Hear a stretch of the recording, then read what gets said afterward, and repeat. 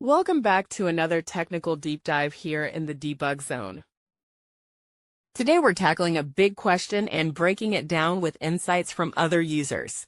Hopefully this clears up some misconceptions and helps you get the answer you need. So buckle up, stay a little curious, and let's jump right in.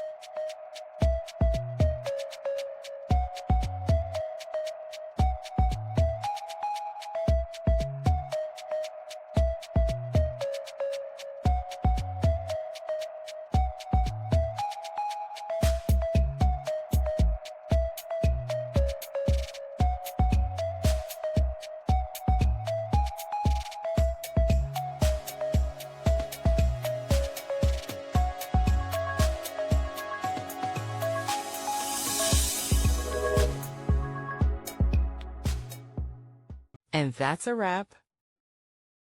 I hope you found the answer you were looking for. If you did, take a second to hit that subscribe button. It really helps out. And let me know in the comments which solution worked best for you. See you next time in the debug zone.